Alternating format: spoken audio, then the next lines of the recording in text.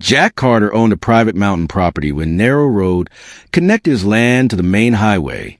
The road had always been used as an emergency access route for the surrounding area. Then the HOA suddenly claimed it wanted to charge everyone a toll to use it. Eleanor Whitmore arrived at Jack's gate, carrying an HOA notice and a clipboard. She announced that the road would now require an HOA access fee. Jack looked at the notice and immediately asked who had authorized the toll. Eleanor told Jack that the HOA needed money to maintain the road. Jack replied that he already maintained the section crossing his property. He asked why an HOA he never joined was demanding money from him. Eleanor insisted that the road was part of the HOA's community infrastructure. Jack opened his property file and showed her the recorded easement documents. The paperwork showed that the road had been preserved for emergency access, not private toll collection. Eleanor refused to accept the documents and ordered Jack to install a toll sign at the entrance. Jack told her he would not charge people to use an emergency route. He also warned her that blocking the road could create a serious safety problem. Eleanor became furious and told Jack the HOA would place a lock gate across the road if he refused. Jack answered that emergency responders needed reliable access.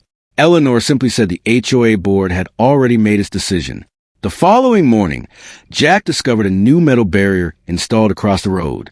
An HOA sign demanded payment before anyone could continue toward the community. Jack immediately photographed the barrier and contacted the county fire department. Later that afternoon, Fire Chief Daniel Brooks arrived to inspect the road. He measured the access lane and examined the gate mechanism. Jack explained that his only concern was keeping the route available for emergencies. Chief Brooks told Jack that emergency access roads could not simply become inaccessible because of a private dispute. He carefully inspected the gate and the available clearance. Then he asked Jack who had authorized a new barrier. Before Jack could answer, Eleanor arrived and insisted the HOA had every right to control the road. Chief Brooks looked at the toll sign, then at the gate, and calmly asked Eleanor one question. Does your HOA have an approved emergency access plan for this gate? Eleanor hesitated before admitting that the HOA had never obtained a formal emergency access approval for the new gate. Chief Brooks immediately became more serious. Jack realized the HOA had created a problem far bigger than a simple toll dispute. Chief Brooks explained that his department needed dependable access during a fire or medical emergency. A toll collection point could create delays, especially when multiple emergency vehicles arrived together. Eleanor insisted that the HOA could simply open the gate when necessary. Chief Brooks shook his head and explained that emergency responders could not depend on someone answering a phone during a crisis. Jack pointed out that the original road had always remained open for emergency use. Eleanor finally realized the toll gate could become a major liability for the HOA.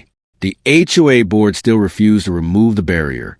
Instead, Eleanor claimed the HOA could keep the gate locked except during emergencies.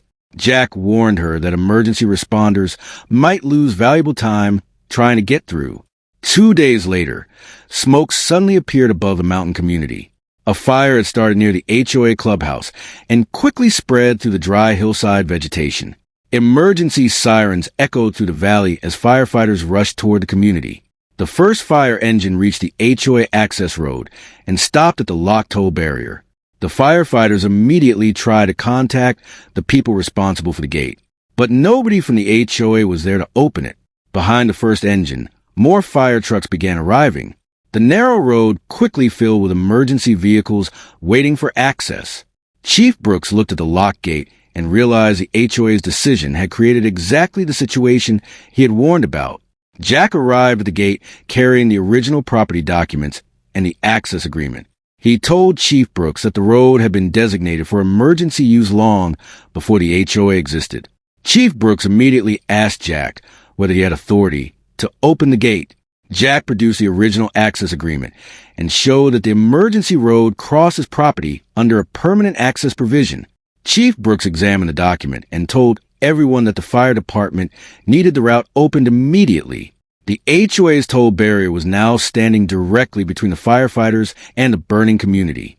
Chief Brooks turned toward Eleanor and ordered the gate opened immediately. Eleanor protested that only HOA personnel could authorize access.